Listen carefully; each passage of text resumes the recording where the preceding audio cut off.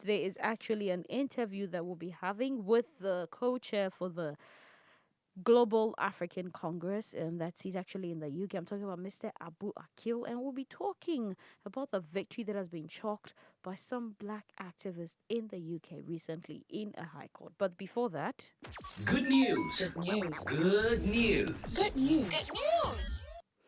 So we actually have Mr. Abu Akil. We have him here on Zoom. But before we actually bring him on, let me just give you a quick, more like a back end to the story. So there are some black activists who actually wanted to. They were hosting an event to mark the African Unity Day, and I feel I'm a bit disturbed because freedom of speech is something we find to be a thing everywhere, especially in an advanced country like the UK. You'd expect freedom of speech to be, I mean, everywhere. Shouldn't be something that should be a problem. But for them to actually be banned, there was a ban placed on them to talk on slavery reparations because they were bringing in their speaker, which was Louis Farrakhan, and the fact that they actually needed to have the Lambeth Council and also have the Met Police come and actually sit in during the whole event just to make sure that they didn't talk or touch on slavery reparations is something that it beats my mind. You know, we talk about certain countries that do not allow freedom of speech and the freedom of the press and all this, and we have most of these advanced countries championing freedom of speech and human rights and all that, and this is what black activists are met with because they want to host an event and want to talk about something that is so symbolic and important when it comes to being black, when it comes to being an African American, when it comes to the black community, to the extent that you actually do have people come and sit in just to ensure that we said don't say A or don't talk about A. So then we want to be here to ensure you don't talk about A. What kind of message are we actually sending out there? What kind of message is that? So they actually did hold the event, and then yes, they had the Met Police and then the Lambeth Council actually representatives come and sit in the event and ensure that they didn't talk about it. But when they finished, they actually argued it out and realized that no, this is an infringement upon our human rights because there's the right to speech, and you don't limit people on what to talk about, be it religion, be it politics, be it personal beliefs. You literally do not have to infringe on someone's right to speech or freedom to speak. So then they took the issue to the High Court. And on this very channel, we've actually spoken a lot about how rigged some of the systems are, how difficult it is to actually work in the favor of African Americans or blacks because things are not being done or being placed in favor of them. But they did win the case. They won the case. And they didn't just win, but then also the two parties involved, that is Lambeth Council, and then the Met Police actually going to pay for damages as well. Look, this is, I don't know if you know Don't Call Me Bells, but this is something we should be ringing every time to them to let them know that, hey, we can do this, we will do it, and we'll keep doing it. When you did something wrong, you don't spend money from the state just to try and cover it up. You don't try and keep it down so that people do not know what you did was wrong. No. And when the people who have been wronged actually want to talk about it and talk about the solutions and the healing process, you don't necessarily try and stifle them or keep them down so that they're not able to say anything. It's not, it goes just beyond speech. It goes beyond just like being able to say, oh, this person or that person or these group of people, the organization. No, sometimes it's a healing process for people to actually come and talk about some of these experiences, for them to sit and look at solutions and see the fact that, hey, this is coming in, that's coming in, and all of it is going towards reparations. So when it comes to the whole slavery issue, it's a big deal. And for you to want to stifle it, it's not something that easily should be done. It should even be, it's something, it should actually be wrong. It's not right for you to do the wrong thing and then want to cover it up and prevent the people from talking about it. Hello, sir. Good day. Good day. How are you doing? I'm well, thank you. How are you doing, Sister Epiphania? I am good. I'm good. I'm good. I'm good. Finally, we have you on the line. Yes, we got there. We got there. We finally got there. Okay, so I mean, I think it's good for every good cause. Yes, sometimes you have to go through a couple of things, and in the same light, Yes. we've seen the effect of slavery on the African race, the African Americans, on the black as a whole, and I mean, having to come across this story, realizing that this was actually a victory for them. And I still, starting from the point of view that I'm just wondering why the high handedness, I mean, or the animosity by the Lambeth Council and the Met Police towards such a harmless discussion when it has to do with reparations, which is largely symbolic for the black community. Yeah, I think it's a really good question, and it's really about the context. So I'm in an organization called the Global African Congress, and Yeah. we exist to tackle the issue of reparations, which is a global issue. And so we live in a global context of colonialism, which is rooted in racism and Afrophobia. And Yes. so the context defines the behaviors. There's a culture of behaviors that have been consistently impacting on African lives. And so the high handedness is about the different values that are attached to people having a black skin or a white skin, which you know they're social constructs. This Yeah. idea of black and white are social constructs because we're all one human race. So the whole thing around these different races and one race being on top, another race being at the bottom is a form of it's a fantasy. It's a fantasy idea. It's a social construct that differentiates between the status of people based upon skin color. Yeah. So it's a flawed context that has led to this high-handedness. Somehow there are people who felt as though they could tell others that they were not able, that they didn't have a right to speak. That's And true. so what they validated this thing with, and essentially they validated gagging Africans from speaking on the basis of at a park event, because that's what it was going to be. It was an event in the park to speak about reparations as an African family globally. So the event was in Kennington Park. However, we were to have an address from the Minister Louis Farrakhan, Yes. who's a global African citizen. He's known around the world, has been known around the world for many, many years, throughout most of our lifetimes, speaking about the agenda of repair. And so somehow, this idea that us having a global conversation about reparations posed a danger. The authorities said the danger lay in white racist groups who had threatened to invade, I guess, Lambeth. That was their rationale, that somehow they needed to gag us to stop To white stop, yeah, racist groups, which doesn't make for logic. that's true. Somebody's somebody's being attacked, or there's a threat of attacking me, so I must not say anything. I must keep quiet. It doesn't make logical sense. Not So at that's all. really where the high-handedness lies. It's in essentially they breached our human rights on the basis of some stereotype racist tropes that if we speak, that means there's some danger, especially when we're speaking about reparations, which is really just means repair, That's true. repairing the damage of racism and Afrophobia. Wow. Uh, Wow. That is very true. But I mean, with a victory that has been won, what does this signify for the black community?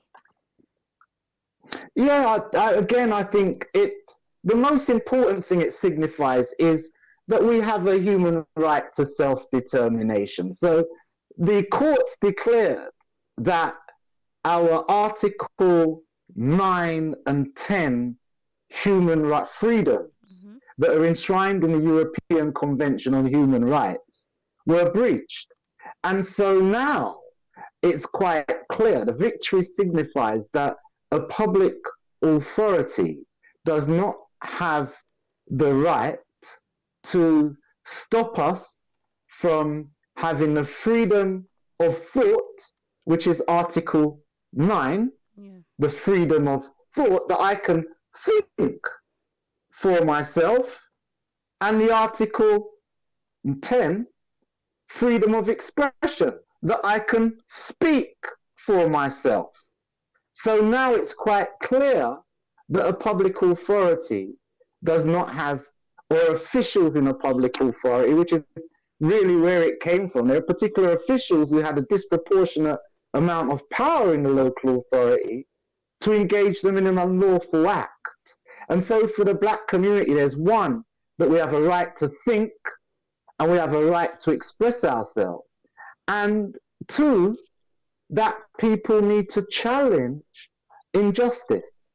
That's true. Challenging injustice is an essential quality for all of humanity. I think that's the biggest victory for us, that it's now being acknowledged by the UK state that we have a right to thought, we have a right to expression, and that to speak of reparations is something that state agencies, and I think this is the way forward, state agencies need to be engaging in this discussion. UK state agencies in particular. However, I feel that you're being based in Ghana, the motherland, Mm-hmm. that Africans need to be engaging in a discussion about reparations on the African mainland as well, because this conversation is a global conversation. Yeah. And it was actually on the African mainland at the Durban Declaration and Programme of Action,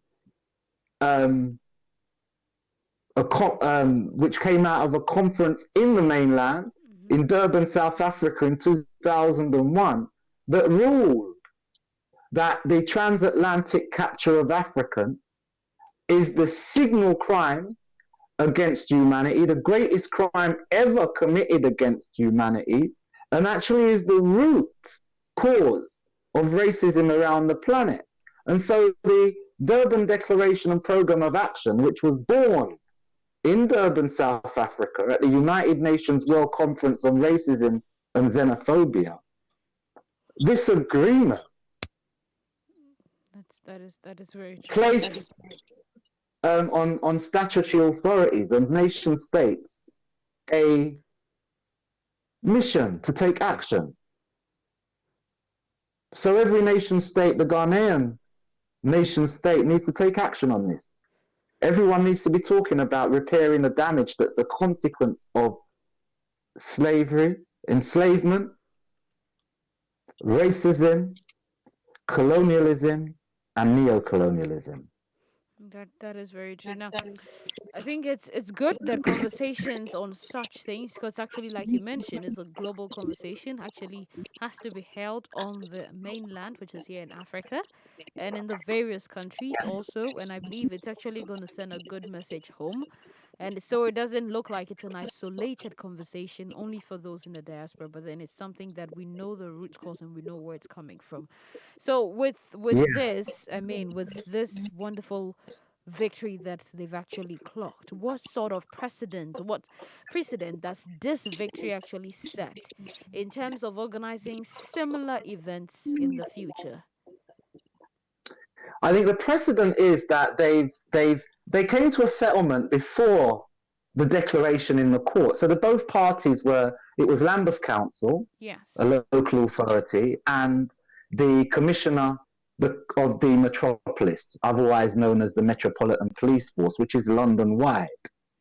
And they had settled before the case. And one of the things that had been agreed is that the African Independent Day of Action, which is the event that was being kept, it was the African Independent Day of Action, AIDA event, that they would not be obstructing that event happening in the future. We still have to hear from them around organizing that. There's been attempts to engage in dialogue, which hasn't happened yet. But again, the precedent as well is this, that the local authority that has obstructed us from speaking, as Reparations Commission UK, because essentially the Nation of Islam's representative who had been stopped from speaking is the chair of our Reparations Commission UK, and so there's a need for them to engage in a serious dialogue. But at the same time, they've stopped our Reparations Commission UK's chair from speaking, but at the same time they've progressed the reparations motion in that council. So you've got on the one hand a policy that's somehow saying that reparations is something to be tackled. At the same time, the body that's been established to tackle it has been stopped from speaking until now. So the next stage will be about bringing reality into the context of them speaking about reparations. So putting some flesh on the bones. So we're the Africans who are concerned about this issue and have established the Reparations Commission that connects with global commissions on reparations. We have CARICOM has a reparations plan, a regional government that has a reparations plan. Mm-hmm. There are 14 nation states that have reparations commissions, and we have the same in America. We have the National African American Reparations Commission, which has progressed a motion called HR 40 through the American political system, and it's now sitting with the Senate for a decision to essentially investigate the impact of the enslavement of Africans on our current day experience. And so for the UK, where we have a reparations commission, born at the same time as the National African American Reparations Commission, we were part of the process. We attended at their launch in America. Yeah. We were part of the process of forming that commission. So we're connected with commissions around the world. And so in terms of future engagement, it's about putting some flesh on the bones of reparations. And the flesh on the bones of reparations is this conversation we're having now. It's actually making the human connect between the agenda of reparations and what happens in terms of policy, and bringing people to the center of it. So the victory is about Lambeth Council needs to be having a conversation with our Reparations Commission UK representatives about practical things around addressing reparations. And one of the things in terms of the commissions is evaluating what the impact has been, which is where we started. I mean, the Durban Declaration and Programme of Action came as a consequence of what had happened in South Africa. So in Tanzania, as I should properly refer to it, but in that state, they had a Truth and Reconciliation Commission to work out what had happened to people as a consequence of apartheid, and how do we move forward. And I think in a similar way, there's a need for a reckoning within each nation state to look at what the impact has been of transatlantic enslavement on Africans. So in the UK, what is the impact of transatlantic enslavement on Africans? And one of the things that we've seen live and clear is that Africans are being gagged by statutory authorities. This is just the case where we had the confidence and the stamina and the commitment to be able to hold on to a legal case and take it to the high courts. Most people don't have the means to engage in such legal processes, so local agencies, local statutory agencies should be making sure and facilitating the voices of African people in the UK. And the Commission is one vehicle for that. That is very true. Thank you so much, sir. I'm hoping that we can actually have further conversations on this, and like you said, so that we can actually add more flesh to the bones of reparations. So Gradually, I believe that more things will pop up, but we do like to stay in touch in future and still reach out. Unfortunately, we don't have much time, but I want to thank you so much for your time today. And yes, it's actually has been a hurdle to get through, but we're grateful for the time. Thank you, sister. And thank you, Africa Global Radio.